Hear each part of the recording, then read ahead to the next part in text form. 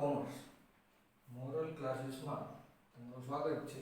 આપણે ઇન્ટ્રોડક્શનની અંદર આંકડાશાસ્ત્ર વિષયના આખા વર્ષ દરમિયાન આપણે કયા પ્રકરણનો અભ્યાસ કરવાનો છે એ સમજી ચૂક્યા છે બે ભાગની અંદર. આજે આપણે પ્રથમ પ્રકરણ 12 કોમર્સમાં આંકડાશાસ્ત્ર વિષયમાં સૂચક આંક શરૂ કરી રહ્યા છીએ. સૂચકાંકને આપણે અંગ્રેજીમાં કહીએ ઇન્ડેક્સ નંબર. સૂચકાંક ઇન્ડેક્સ નંબર. પહેલા આપણે દાખલાઓ શરૂ કરતા પહેલા સૂચકાંક વિશે જરૂરી માહિતીઓ મેળવશે. એટલે કે થિયરિકલ પ્રશ્નો જે આ ચેપ્ટરના આ પ્રકરણના એ પહેલા સમજશે એનો અભ્યાસ કરશે. ત્યારબાદ એના જરૂરી સૂત્રો દ્વારા અલગ અલગ મેથડ દ્વારા એના દાખલાઓ કરીને સૂચકાંક મેળવશે. પ્રથમ આપણે થિયરિકલ પ્રશ્નોનો અભ્યાસ કરવાનો છે. કારણ કે 12 કોમર્સનું જે બોર્ડનું 100 માર્ક્સનું પેપર નીકળે એમાં માત્ર 100 માર્કના દાખલાઓ જ નથી હોતા, થિયરી પણ પૂછાય છે. 1 માર્કના ક્વેશ્ચન, 2 માર્કના ક્વેશ્ચન, એટલે કે સવાલ જવાબ એ હશે, ક્વેશ્ચન આન્સર એ હશે, માત્ર દાખલાઓ જ નહીં હોય 100 માર્ક્સના. આપણે એવી એવરેજ રાખવાની 30 થી 35 માર્ક છે 100 માંથી. આ વિષયની અંદર આંકડાશાસ્ત્રમાં ક્વેશ્ચન આન્સર, સવાલ જવાબ, થિયરિકલ ક્વેશ્ચન પૂછવામાં આવશે. 60 થી 65 માર્ક એવા હશે 100 માર્ક્સની અંદર કે જેમાં આપણે દાખલાઓ ગણી અને માર્ક્સ મેળવવાના છે. તો પ્રશ્ન જવાબ કે એની થિયરિકલ બેઝ સમજવું બહુ જરૂરી છે, તો આપણે 90 ઉપર સારા માર્ક્સ મેળવી શકીએ આ વિષયની અંદર. તો સૂચકાંકને સમજવા માટે આપણે પહેલા વ્યાખ્યા સમજીએ. પહેલો પ્રશ્ન છે આજનો, સૂચકાંક એટલે શું, એની વ્યાખ્યા અને સૂચકાંકના ઉપયોગો લખો. સૂચકાંક છે ઇન્ડેક્સ નંબર, ભણ્યા પછી એનો અભ્યાસ કર્યા પછી અથવા તો જે વ્યક્તિઓ પાસે આ વિષયનું સૂચકાંક સબ્જેક્ટ સૂચકાંક નામના પ્રકરણ બહુ ડિટેલમાં જ્ઞાન છે, એનો ઉપયોગ ક્યાં કરી શકે સૂચકાંકનો ઇન્ડેક્સ નંબર. તો પહેલા એની વ્યાખ્યા. સૂચકાંક કોને કહેવાય? ચલ રાશિમાં થતો સાપેક્ષ ટકાવારી ફેરફાર. કોઈ પણ ચલ હોય, ચલ મતલબ વેરિયેબલ. તમે આંકડાશાસ્ત્ર વિષયની અંદર આ શબ્દ બહુ આવશે દરેક પ્રકરણની અંદર. ચલ રાશિ. ચલ એટલે શું? તો બે પ્રકારના ચલ હોય, સાપેક્ષ ને નિરપેક્ષ. વજન, ઊંચાઈ, વ્યક્તિના વજન, વ્યક્તિની ઊંચાઈ, વિદ્યાર્થીઓના ગુણ, આવા અલગ અલગ તમે ઘણા બધા પડી શકો. કોઈ એક કંપનીનું વાર્ષિક ઉત્પાદન, વાર્ષિક નફો, આ બધું ચલ કહેવાય. આંકડાશાસ્ત્રની અંદર શું કહેવાય? ચલ, વેરિયેબલ. તો જે ચલ રાશિ કોઈ પણ હોય, આપણા દાખલામાં જે ચલ આપેલું હોય, ઉત્પાદન હોય કે કોઈ વ્યક્તિની ઉંમર હોય કે વજન હોય કે વિદ્યાર્થીઓના ગુણ, ચલ રાશિ છે એમાં થતો સાપેક્ષ ટકાવારી ફેરફાર. આ ખાસ સમજજો. સૂચકાંક છે ને ટકાવારી માપ છે. સૂચકાંક ટકાવારી માપ છે. એટલે કે ભૂતકાળના વર્ષોની સરખામણીમાં અત્યારે ચાલુ વર્ષમાં કેટલા ટકા વધારો થયો કે કેટલા ટકા ઘટાડો થયો એને કહેવાય ફેરફાર. વધારો કે ઘટાડો એને શું કહેશે આપણે? ફેરફાર. 5% ઘટાડો થયો, 10% વધારો થયો, એ ટકાવારી ફેરફાર થયો. તો કોઈ પણ ચલ રાશિમાં થતો સાપેક્ષ ટકાવારી ફેરફાર એટલે સૂચકાંક ઇન્ડેક્સ નંબર. એના ઉપયોગો. સૂચકાંકના તો ઘણા બધા ઉપયોગો છે. આપણે 2 કે 3 માર્કનો ક્વેશ્ચન હોય તેમાં 4 થી 5 ઉપયોગ તમારે યાદ રાખી શકાય. 1 માર્ક્સ વ્યાખ્યાનો હોય અને 2 માર્ક ઉપયોગના હોય, તો 4 ઉપયોગ આપણે લખવા જોઈએ તો પૂરા માર્ક્સ મળે. તો વ્યાખ્યા તમને બધાને સમજાઈ ગઈ છે. કોઈ પણ ચલ રાશિમાં થતો સાપેક્ષ ટકાવારી ફેરફાર, કેટલા ટકા વધારો થયો, કેટલા ટકા ઘટાડો થયો ચલની અંદર, એને સૂચકાંક તરીકે દર્શાવાય, ઇન્ડેક્સ નંબર. ઉપયોગો શું? પહેલો ઉપયોગ મેં બતાવ્યો છે ભાવનો સૂચકાંક. અહીં તમે ઉપયોગોમાં જોઈ શકો છો અલગ અલગ પ્રકારના સૂચકાંક મેં લખેલા. જો ભાવનું સૂચકાંક, જથ્થાબંધ ભાવનું સૂચકાંક, જીવન નિર્વાહ ખર્ચનું સૂચકાંક, આયાત નિકાસનું સૂચકાંક, કૃષિ પેદાશના ભાવનું સૂચકાંક, એ સિવાય મેં લખ્યા નથી, ઔદ્યોગિક પેદાશનું સૂચકાંક, રોજગારીનું સૂચકાંક. આ બધા અલગ અલગ પ્રકારના ઇન્ડેક્સ નંબર છે. જે બધા એ સૂચકાંક છે પણ અલગ અલગ છે. દરેક સૂચકાંક છે એનો અલગ અલગ ઉપયોગ છે. દેશની અંદર, રાજ્યના અર્થતંત્રની અંદર પહેલા આપણે સમજી ભાવનું સૂચકાંક. આખા દેશની અંદર જે અલગ અલગ વસ્તુઓનું ઉત્પાદન થાય છે, મેન્યુફેક્ચરિંગ થાય છે, એના ભાવ છે ભૂતકાળમાં અને હાલમાં એમાં ફેરફાર થયેલો હોય છે, વધારો કે ઘટાડો. તો એના યોગ્ય આંક નક્કી કરવામાં આવે. ભાવનો સૂચકાંક, દરેક વસ્તુના ભાવનો ઇન્ડેક્સ નંબર, પ્રાઇસનો ઇન્ડેક્સ નંબર, એના ઉપરથી આખા દેશની અલગ અલગ વસ્તુનું ઉત્પાદન કરી રહ્યા છે ઉદ્યોગપતિઓ. તો એ વસ્તુ છે એ ભૂતકાળમાં ને શરૂ કરીને અત્યાર સુધીમાં એમાં શું ફેરફાર થયા ભાવની અંદર, એના પર ઘણો બધો ખ્યાલ દેશની અંદર ખબર પડે. મોંઘવારી વિશે ખબર પડે. કોઈ વસ્તુના ભાવ છેલ્લા 5-10 વર્ષમાં બહુ વધારે વધી ગયા હોય, જે જીવન જરૂરી વસ્તુ હોય, તો આપણે એમ કહી શકીએ કે મોંઘવારીમાં છેલ્લા 5 વર્ષમાં બહુ મોટો વધારો થયો. આવી ઘણી બધી જાણકારીઓ સૂચકાંકની મદદથી આપણે મેળવી શકીએ. તો ભાવનો સૂચકાંક છે એ નાણાંની ખરીદ શક્તિ નક્કી કરવા માટે ઉપયોગી છે.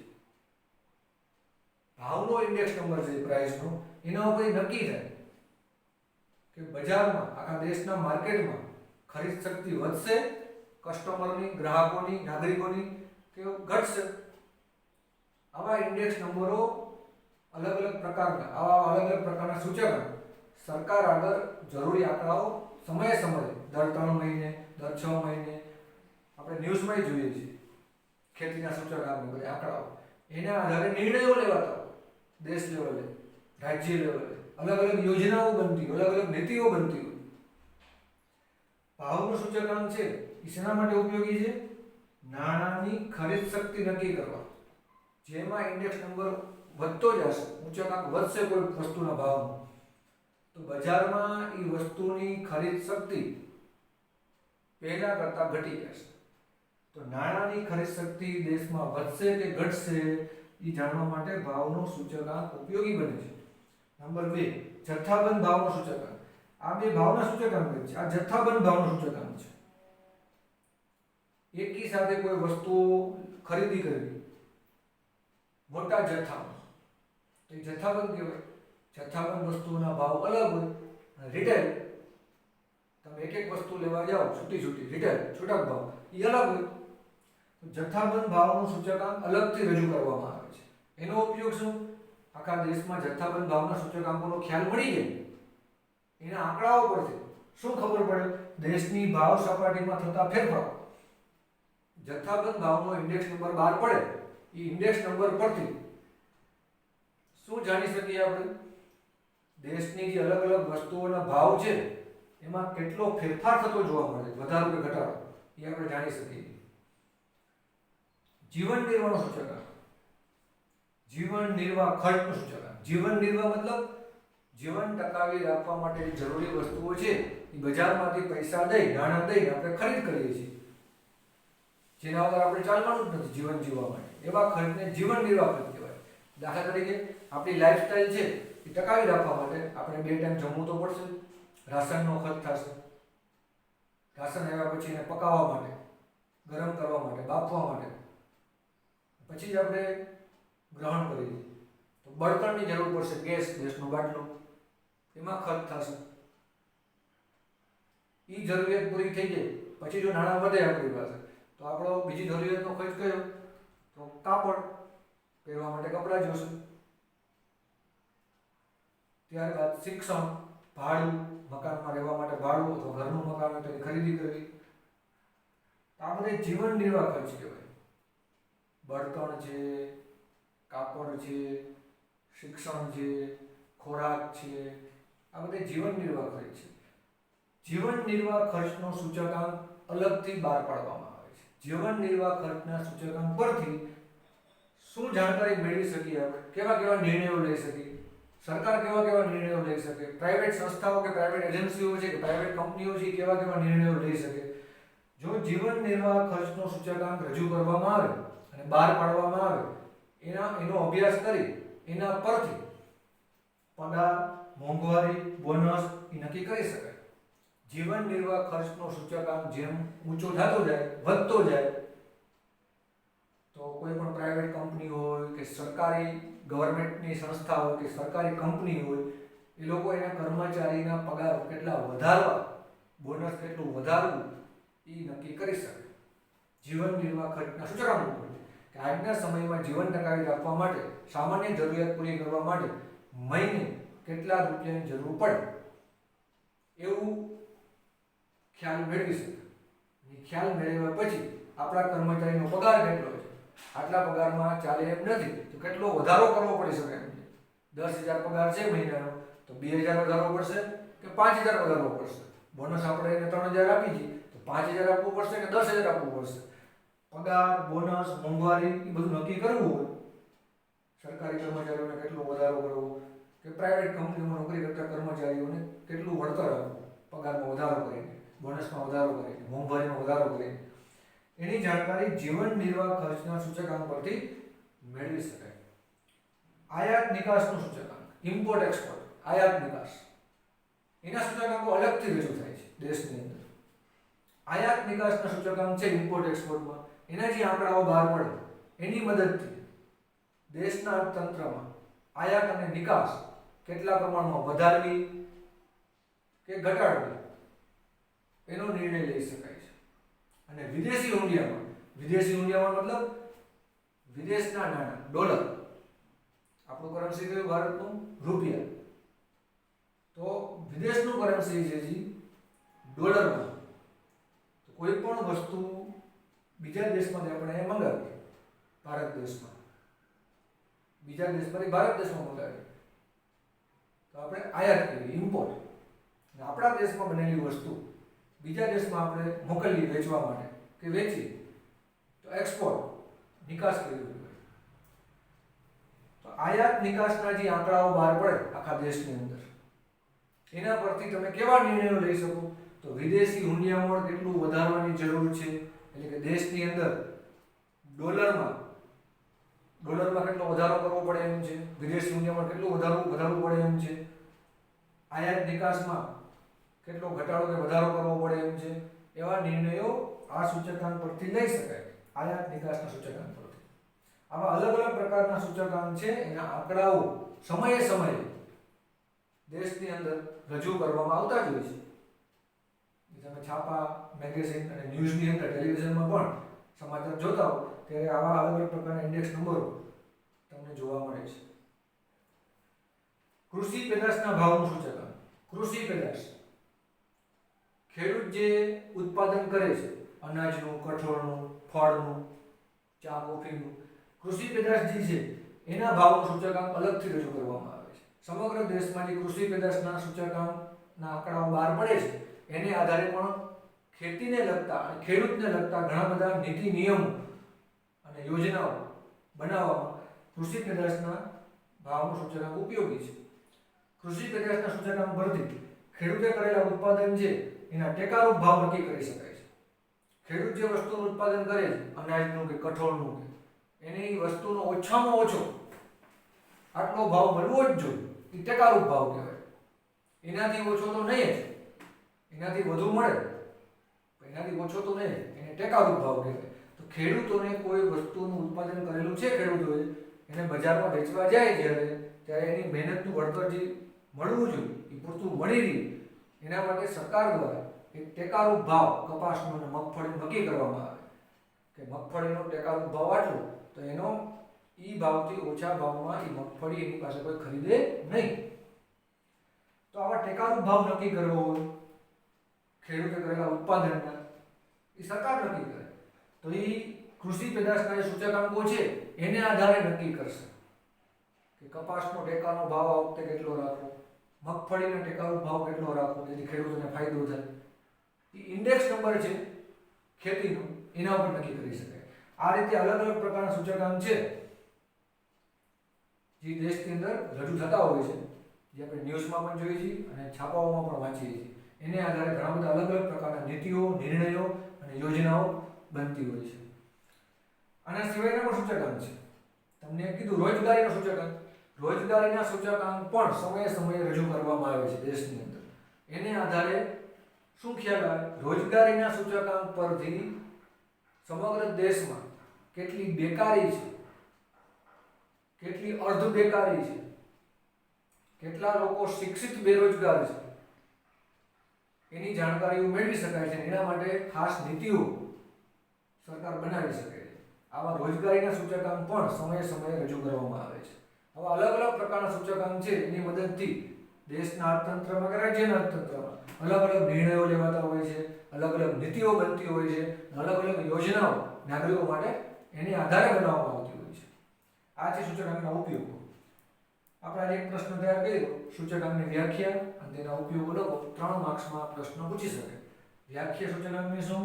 ચલ રાશિમાં થતો સાપેક્ષ ટકાવારી ફેરફાર. કોઈ પણ ચલ રાશિ, ચલ મતલબ વેરિયેબલ, વજન, ઊંચાઈ, વિદ્યાર્થીઓના ગુણ, ઉત્પાદન, કોઈ કંપનીનો નફો કે વાર્ષિક ખોટ, એ ચલ રાશિ હોય. એમાંથી ટકાવારી વધારો ઘટાડો યોગ્ય સમયે થતો હોય, એ ટકાવારી ફેરફાર છે, એને સૂચકાંક કહેવામાં આવે, ઇન્ડેક્સ નંબર. અને ઉપયોગોમાં આપણે મુદ્દાઓ યાદ રાખવાના. ભાવના સૂચકાંકનો શું ઉપયોગ? જથ્થાબંધ ભાવના સૂચકાંકો બહાર પડે છે આંકડાઓ, એનો શું ઉપયોગ કરવામાં આવે છે? જીવન નિર્વાહ ખર્ચના સૂચકાંકનો શું ઉપયોગ કરવામાં આવે છે? આયાત નિકાસના સૂચકાંક જે અલગ અલગ સમયે રજૂ થાય છે દેશની અંદર, એનો ઉપયોગ ક્યાં થાય છે?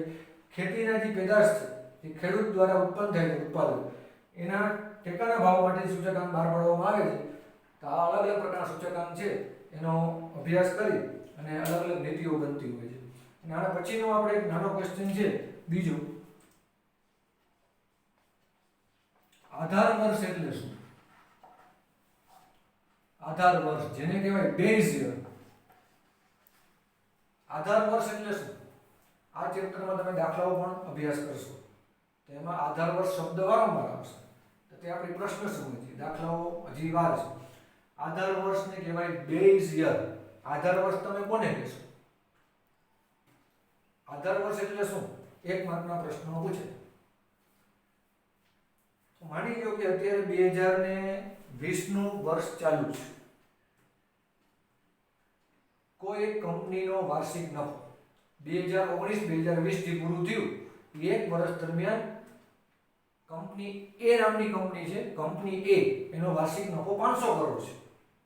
આ વર્ષનો 2019 અને 20 આ એક વર્ષનો ધારો કે કોઈ કંપની એ છે, એનો વાર્ષિક નફો 500 કરોડનો છે. તો ચાલુ વર્ષથી અત્યારનું ઈ કંપનીનું આજથી 7 વર્ષ પહેલા, એટલે કે 2012-13 માં વાર્ષિક નફો જોવામાં આવે 2012-13 તો 100 કરોડ. માની લો 100 કરોડ હતો. 2012-13 માં વાર્ષિક નફો કંપની એનો કેટલો હતો? 100 કરોડ. 2019-20 માં ચાલુ વર્ષે કંપનીનો નફો કેટલો થયો? હિસાબોમાં જોવા મળ્યું 500 કરોડ. વધારો થયો 400 કરોડનો 7 વર્ષની અંદર. તો તમે ટકાવારીમાં ફેરફાર કરી શકો. આ તો આંકડો બોલ્યો કે 100 કરોડ હતો નફો અને 500 કરોડ નફો પહોંચ્યો છેલ્લા 7 વર્ષની અંદર. તો કેટલા ટકા વધારો થયો તમે ગણતરી કરી શકો, ટકાવારી ફેરફાર કાઢી શકો. એનું જ નામ સૂચકાંક. તો 2012-13 ની સાથે મેં ચાલુ વર્ષના નફાની તુલના કરી. 2019-20 નો નફો છે એની તુલના, એની સરખામણી મેં કોની સાથે કરી? 2012-13 નફા. તો 2012 અને 13 નું વર્ષ છે ભૂતકાળનું વર્ષ છે, જેને આપણે આધાર વર્ષ તરીકે ઓળખીએ છીએ. ભૂતકાળનું કોઈ વર્ષ છે, ભૂતકાળનું વર્ષ જેને ચાલુ વર્ષના આંકડાઓ સાથે સરખાવવામાં આવે તો જે ભૂતકાળના વર્ષને આપણે શું કહેવાનું? આધાર વર્ષ, બેઝ યર. ભૂતકાળનું વર્ષ એને આપણે આધાર વર્ષ તરીકે ઓળખીએ છીએ, બેઝ યર. આધાર વર્ષ કેવું હોવું જોઈએ? માની લો કે કોઈ એ નામની કંપની છે, એનું ઉદ્ઘાટન, એની શરૂઆત, ઉત્પાદનની શરૂઆત 2010 થી થઈ એમ માની લો. કંપની એ છે, એ નામની કંપની, એ 2010 થી શરૂ થઈ ઉત્પાદન એનો પ્લાન્ટ. તો 2010 થી શરૂ થાય અત્યારે 2020 ચાલુ છે. તો 2010, 2011, 2012, 2013, 2014, 2015 એટલે 2020 સુધી આ છેલ્લા 10 વર્ષમાં કંપનીએ નફો કે ખોટ તો કરી જ હશે, ખરીદી વેચાણ કર્યું જ હશે, ઉત્પાદન કર્યું જ હશે. તો આ 2010 માં કંપની શરૂ કરી અને અત્યારે 2020 ચાલુ છે. તો 2010 નું ઉત્પાદન કેટલું હતું એના આંકડાઓ રજૂ કરેલા જ હોય છે લેખિતમાં. કંપની પાસે એના આંકડાઓ રેકોર્ડમાં રાખેલા જ હોય 2010, 2011, 2012, 2013 એટલે 2020 સુધી. તો આ બધા આંકડાઓ પરથી, આ બધા વર્ષ પરથી તમે એ કંપનીના નફા કે નુકસાનનો કે ઉત્પાદનનો સૂચકાંક નક્કી કરી શકો, ઇન્ડેક્સ નંબર તમે ફાઇન્ડ કરી શકો. તો 2010 થી 2020 સુધીના જે આંકડાઓ છે ઉત્પાદનના માની મેન્યુફેક્ચરિંગના, તેમાં 2010 છે એ ભૂતકાળનું વર્ષ થયું, 2011 છે એ ભૂતકાળનું વર્ષ થયું, 2012 છે એ ભૂતકાળનું વર્ષ થયું, પાસ્ટ યર. ભૂતકાળના કોઈ એક વર્ષને આધાર વર્ષ તરીકે લેવામાં આવે. ભૂતકાળના કોઈ એક વર્ષને આધાર વર્ષ તરીકે પસંદ કરવામાં આવે. ભૂતકાળમાં તો ઘણા બધા વર્ષ છે, 2010 થી 2019. કયા વર્ષને આધાર વર્ષ તરીકે પસંદ કરવું જોઈએ? આવો પ્રશ્ન પૂછે. જે વર્ષમાં કોઈ કુદરતી આફત આવેલી ના હોય દેશની અંદર, વાવાઝોડું, સુનામી, ધરતીકંપ, અથવા તો અત્યારે ચાલુ જ છે, કોઈ ધાર્યું નહોતું, કોરોના મહામારી ચાલુ જ છે, તો એવી કોઈ મોટી આફત આવી હોય વિશ્વમાં કે દેશમાં, ઈ વર્ષ, ઈ સાલ આધાર વર્ષ તરીકે પસંદ કરી શકાય નહીં. આપણા તાજું ઉદાહરણ જ છે 2020માં કોરોના જેવી મહામારી એવી સુપડા સાફ થઈ ગયા આખા વિશ્વમાં. તો 2020 નું જે વર્ષ છે એને આધાર વર્ષ તરીકે ભવિષ્યમાં પણ પસંદ કરી શકાય નહીં. કોઈ મોટા મોટા આંકડાશાસ્ત્રીઓ છે, કોઈ ખેતી ઉપર કામ કરતા હોય, કોઈ દેશની રોજગારી ઉપર કામ કરતા હોય, અલગ અલગ વિષય પર કામ કરતા હોય, તો 2030 નું વર્ષ જ્યારે આવશે ત્યારે આવા આંકડાશાસ્ત્રીઓ જ્યારે આધાર વર્ષ પસંદ કરશે તો 2020 ને તો નહીં જ કરે, કારણ કે 2020 એ સામાન્ય વર્ષ નથી. 2020 આખા વિશ્વ અને ભારત દેશ માટે મોટી આફત લઈને આવ્યું હતું, સામાન્ય વર્ષ નથી. તો આવા વર્ષને, જે વર્ષમાં કોઈ કુદરતી આફત આવેલી હોય, કોઈ મોટી મહામારી હોય, વિશ્વયુદ્ધ થઈ ગયા હોય, એવા વર્ષને આધાર વર્ષ તરીકે લઈ શકાય નહીં. છતાંય તમે એવા વર્ષને આધાર વર્ષ બનાવો અને કેલ્ક્યુલેશન કરો, ગણતરી કરો સૂચકાંકની, તમારા સૂચકાંકના આંકડાઓ વિશ્વાસપાત્ર રહે નહીં. તમે એના આધારે જે નિર્ણય લો એ નિર્ણયો પર તમારા ખોટા પડવાની સંભાવનાઓ વધી જાય. માટે આધાર વર્ષ કેવું હોવું જોઈએ? સામાન્ય હોવું જોઈએ. કોઈ સામાન્ય વર્ષને આધાર વર્ષ તરીકે પસંદ કરી શકાય. કોઈ કુદરતી આફત આવેલી હોય, કોઈ મહામારી આવેલી હોય, એવું કોઈ વર્ષ હોય તો એને આધાર વર્ષ પસંદ કરી શકાય નહીં. આજે આપણે આ બે ક્વેશ્ચન સમજી ગયા. હવે આગળના લેક્ચરમાં આધાર વર્ષ પસંદ કરવાની કઈ કઈ રીત છે, એના સૂત્રો શું, અલગ અલગ આંકડાશાસ્ત્રીઓ છે એના નામ અને એને સૂચકાંક મેળવવા માટે આપેલા ફોર્મ્યુલા, સૂત્રો, અને એને આધારે આપણે દાખલા કરી શકીએ, કેલ્ક્યુલેશન કરી શકીએ સૂત્રો દ્વારા. એ આપણે અભ્યાસ કરશે. આજે આપણે બે પ્રશ્નો પૂરા કર્યા. સૂચકાંકની વ્યાખ્યા, એના ઉપયોગો, આધાર વર્ષ કોને કહેવાય, આધાર વર્ષ કેવું ના હોવું જોઈએ, કયા વર્ષને આધાર વર્ષ ના બનાવી શકાય. આ બે ક્વેશ્ચનનો આપણે અભ્યાસ કર્યો. બરાબર ધ્યાનથી વાંચી લેજો, સમજી લેજો અને જોઈ લેજો. ત્યારબાદ આપણે આગળના લેક્ચરમાં નવા પ્રશ્નો ઉપર ચર્ચા કરશું.